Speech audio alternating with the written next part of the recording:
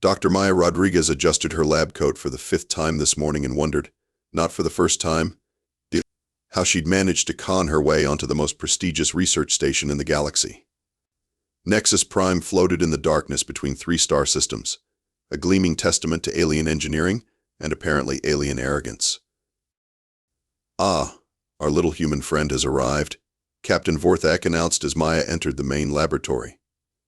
The Centaurian's scaled head bobbed with what she'd learned was supposed to be friendliness, but came across more like a dog owner acknowledging a particularly clever pet. "How delightfully punctual you creatures are." Maya forced a smile. "Good morning, Captain. I've finished reviewing the dark matter containment protocols, and I have some concerns about the power coupling stability that I'd like to discuss." Chief Science Officer Kellix looked up from his workstation, all 8 tentacles continuing to work on separate calculations while his massive brain case pulsed with what Maya had dubbed his condescending glow. How adorable. The human wants to contribute to real science. "The equations clearly show a resonance cascade potential if we don't adjust the harmonics," Maya continued, pulling up her tablet. "The coupling matrices are operating outside safe parameters by at least 15%. Engineer Grimm, a crystalline being who looked like a walking chandelier, chimed in with his typical technobabble. "Primary oscillation dampeners maintain quantum flux coherence within acceptable deviation thresholds.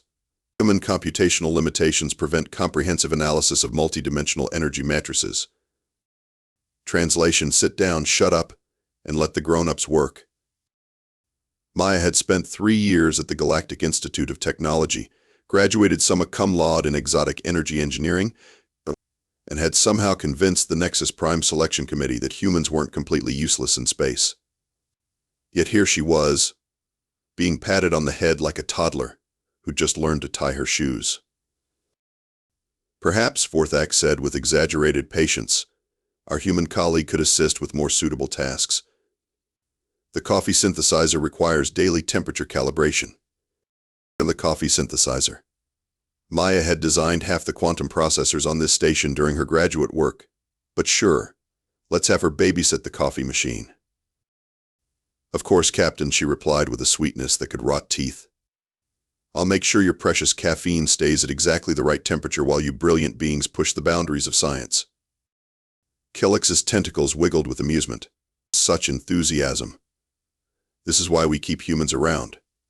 Your optimism is quite refreshing, even if your contributions are limited."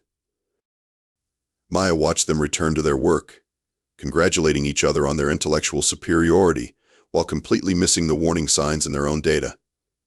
The power couplings were unstable, the containment field generators were operating beyond safe limits, and their precious dark matter experiment was about 12 hours away from turning them all into exotic particles. But hey, at least the coffee would be the perfect temperature when they all died. She walked over to the coffee synthesizer and began her important work, while mentally calculating exactly how long it would take for their arrogance to literally blow up in their faces. The funny thing about being underestimated was that people stopped paying attention to what you were actually doing. Maya had been making improvements to their systems for months. Nothing major, just small efficiency tweaks, safety protocols, and backup systems that they never bothered to notice. Because why would they? She was just the human. 12 hours, she muttered to herself, adjusting the coffee temperature by exactly 0 degrees. Maybe less if they're feeling particularly brilliant today. "Initiate the dark matter containment sequence," Captain Vorthak announced with the dramatic flair of someone who'd clearly practiced this moment in front of a mirror. "Today we make history."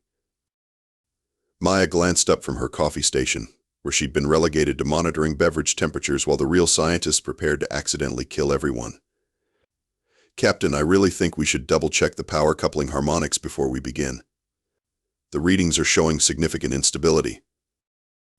"The harmonics are perfect," Kellix declared, his tentacles dancing over the control panels. "Our calculations are flawless. Perhaps you could focus on your coffee duties and leave the complex science to those of us with the appropriate brain capacity." Grimm chimed in agreement. "Literally, quantum resonance patterns maintain optimal coherence. Human concerns lack sufficient dimensional comprehension." Maya sighed and pulled up the diagnostic display that none of them had bothered to look at in the past hour. The power coupling instabilities were getting worse, not better. The dark matter containment field was fluctuating like a drunk person trying to walk a straight line. And the emergency backup systems, which they'd apparently forgotten existed, were showing red warnings across the board. "Just for the record," Maya said loudly, "I'm officially recommending we abort this experiment until we can resolve the power instabilities." Noted and dismissed, Vorthak replied without even looking at her. "Begin the sequence, Kolix." The chief science officer's brain case pulsed with excitement as he initiated the dark matter manipulation protocol. Energy readings spiked across the board, and Maya watched in fascination as every warning system she'd secretly installed began screaming alerts that only she could see. "Beautiful," Kolix breathed, watching the dark matter particles dance in their containment field. "Absolutely perfect. We'll be famous throughout the galaxy for this breakthrough." The power couplings were now operating at 30% over safe limits. Maya began backing away from her coffee station because she had a feeling she was about to need some room to work. "The dark matter is responding beautifully to our manipulations," Vorthak announced. "Increase power to the containment field by another 20%. "Sir," Maya called out, "that's really not a good idea right now."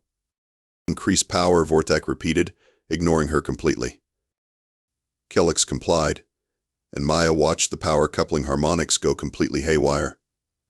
The containment field flickered. The dark matter particles began moving erratically, and every system on the station suddenly decided to have a nervous breakdown simultaneously. The lights went out first.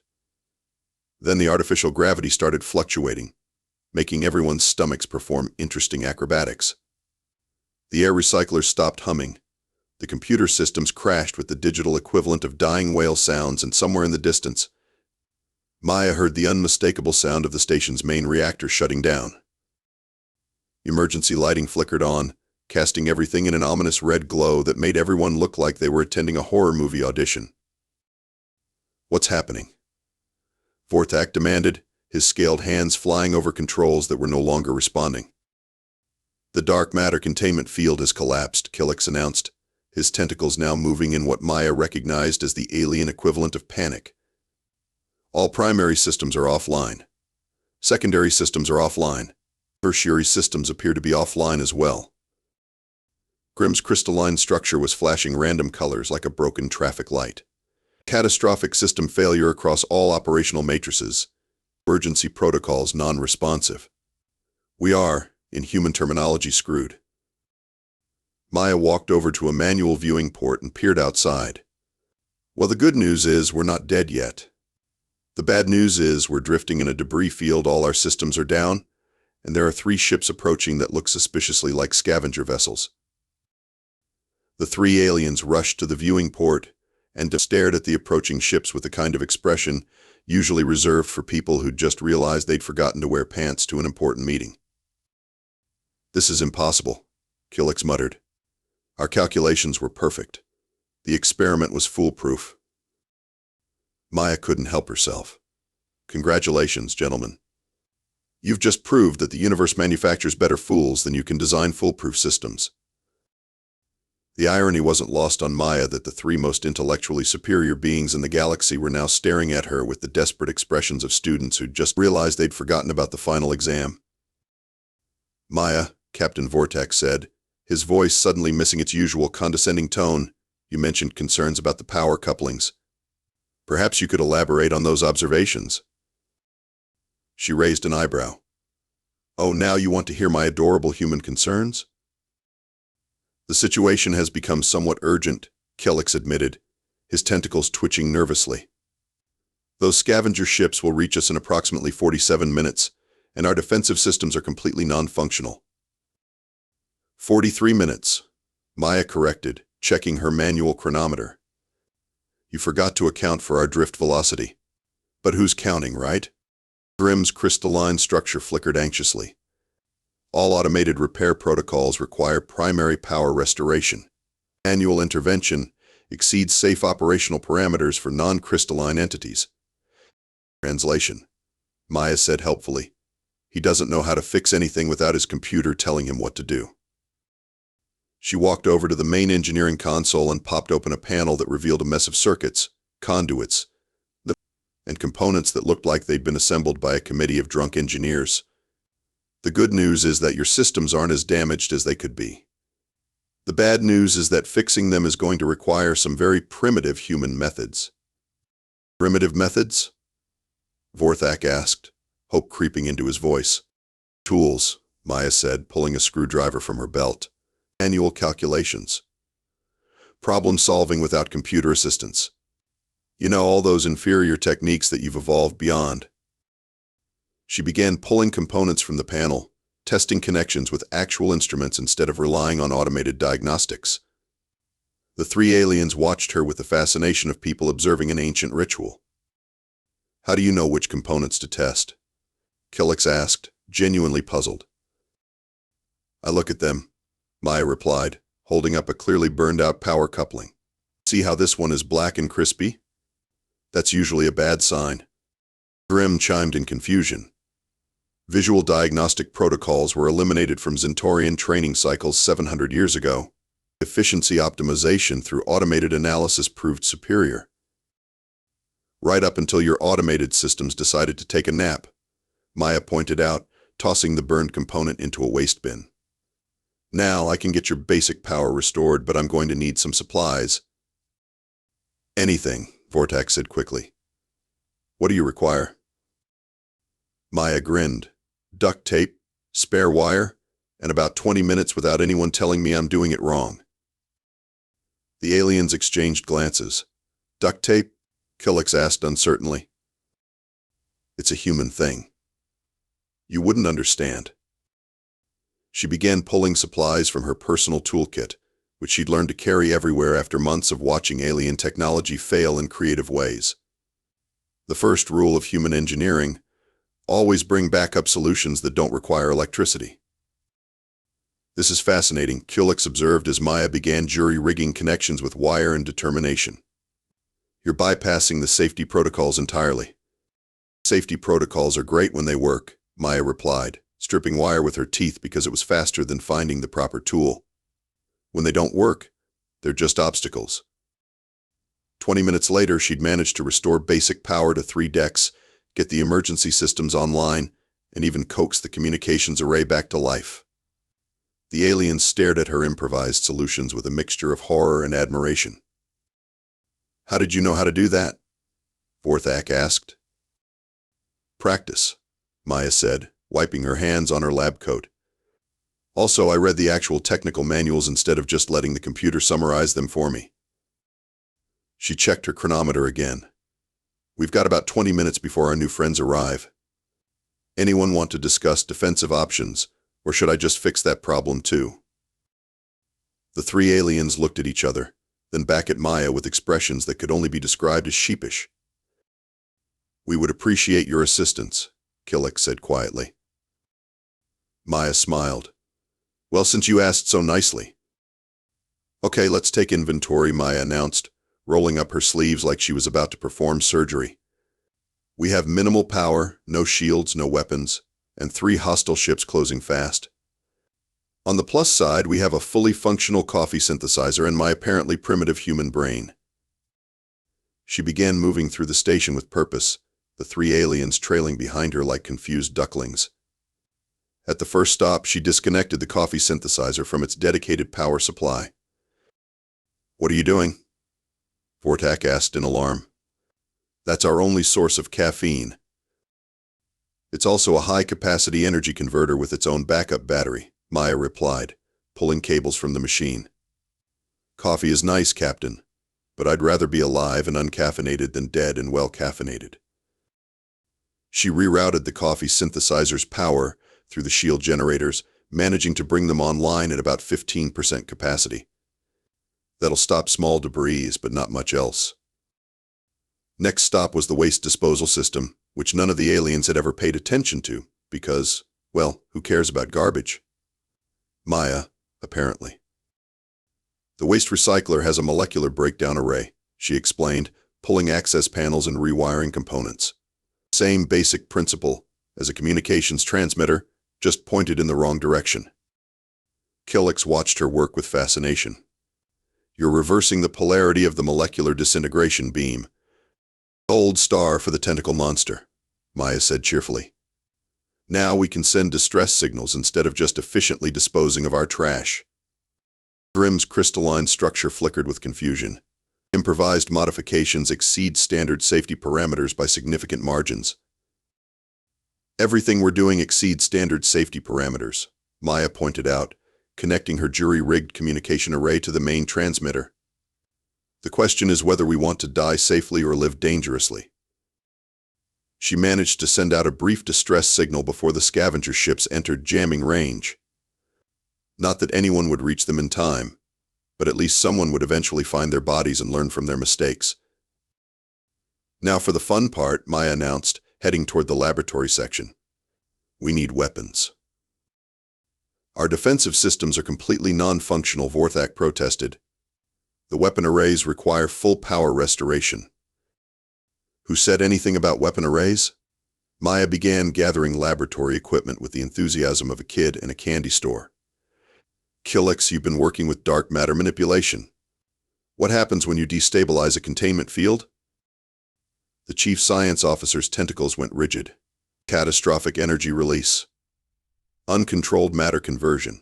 Localized space-time distortion. Exactly. And what do we have plenty of? She gestured toward the laboratory's collection of experimental dark matter samples, each one safely contained in its own little field generator.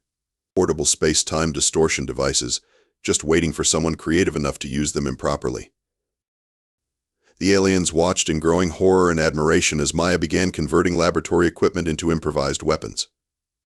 A spectral analysis array became a targeting system. A gravimetric field generator became a tractor beam. The molecular printer they used for manufacturing components became a projectile launcher. This violates approximately 47 different safety regulations, Grimm observed, his structure now flashing a steady amber that Maya had learned meant concerned but impressed. 48, Maya corrected, adding one more modification that definitely wasn't in any manual. But who's counting? As she worked, she explained her reasoning to the increasingly amazed aliens. The problem with standard galactic technology is that it's all designed to work perfectly under ideal conditions. But combat isn't ideal. Combat is chaos improvisation, and making the best of whatever you have available. Human military philosophy? Killick asked. Human survival philosophy, Maya replied. We've been making weapons out of kitchen utensils and farm tools for thousands of years. Space pirates aren't that different from regular pirates. They just have better transportation. She finished her modifications just as the first scavenger ship moved into attack position. Through the viewing port, they could see the blocky, utilitarian design of vessels built for salvage and piracy rather than aesthetics. They're hailing us, Killick announced. Let me guess, Maya said. Surrender your valuable technology and prepare to be enslaved? A rough voice crackled through the makeshift communication system, speaking in heavily accented galactic standard. Station crew, prepare for boarding. Resistance will result in immediate termination. Maya grinned and began powering up her improvised weapons. You know what? I think I'm going to resist.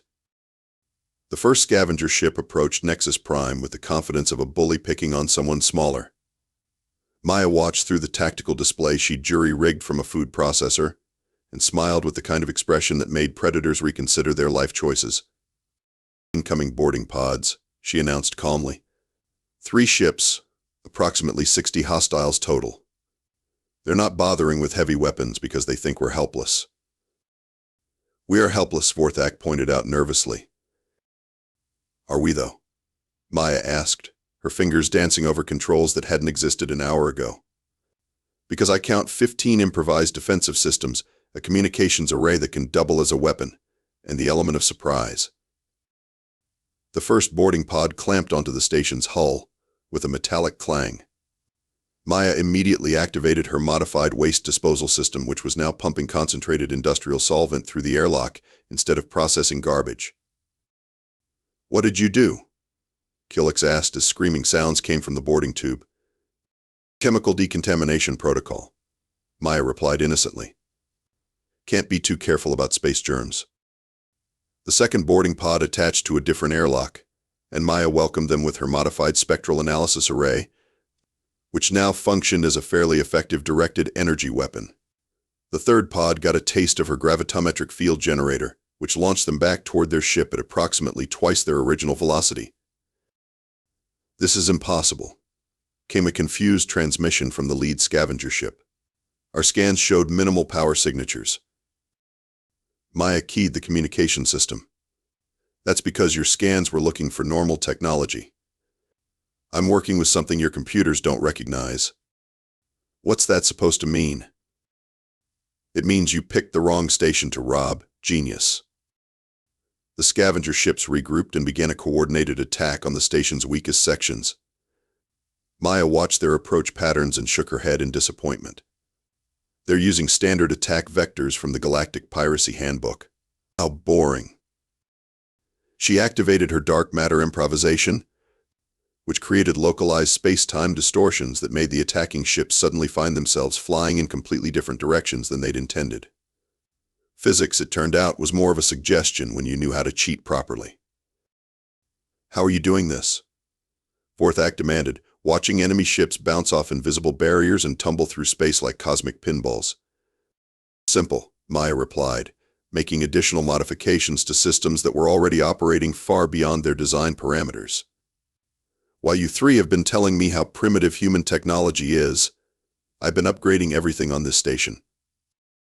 She pulled up a schematic that showed the modifications she'd been making for months, hidden redundant power systems, backup communications arrays, emergency defensive protocols that could run on coffee synthesizer power if necessary. All of it dismissed by her colleagues as unnecessary human paranoia. "You've been improving our systems all along," Kilix realized, his tentacles curling with what Maya had learned was alien embarrassment. "Someone had to," Maya said, launching another improvised attack that sent one of the scavenger ships spiraling away from the station. "Your automated maintenance routines are great at keeping things running normally, but terrible at preparing for emergencies." The lead scavenger ship fired its main weapons at the station, expecting to overwhelm their minimal shields. Instead, the energy was absorbed, redirected, and fired back at them with interest. Maya had turned their own weapons into a mirror that reflected hostility right back where it came from. "This is Admiral Krex of the Void Reaper," came a much more respectful transmission. "What are your terms for ceasefire?" Maya grinned at her alien colleagues, who were staring at her with expressions somewhere between awe and terror. "My terms? How about you go find someone else to rob and leave us alone to continue our very important coffee temperature research?" "Agreed. We are withdrawing from this sector immediately." The three scavenger ships limped away from Nexus Prime, their crews no doubt wondering how they'd been defeated by a research station with no weapons. Maya watched them disappear into hyperspace, and then began shutting down her improvised systems. That, Grimm chimed, exceeded all probabilistic outcome calculations. "That's the thing about human ingenuity," Maya replied, carefully disconnecting her dark matter weapons before they could accidentally tear a hole in reality. "We don't calculate probabilities. We just try stuff and see what works." She looked around at the three aliens, who were still processing what they'd just witnessed.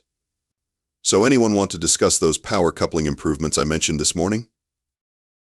The silence in the laboratory stretched for a full 30 seconds, which in alien terms was roughly equivalent to a human standing slack-jawed for 10 minutes.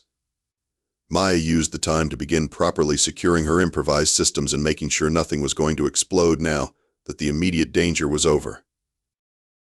"Maya," Captain Vorthak finally said, his voice carrying a tone she'd never heard before.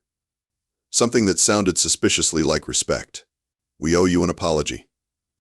"Several apologies," Kilix added, his tentacles performing what she'd learned was the cephalopodian gesture of contrition. "Our behavior was unacceptable."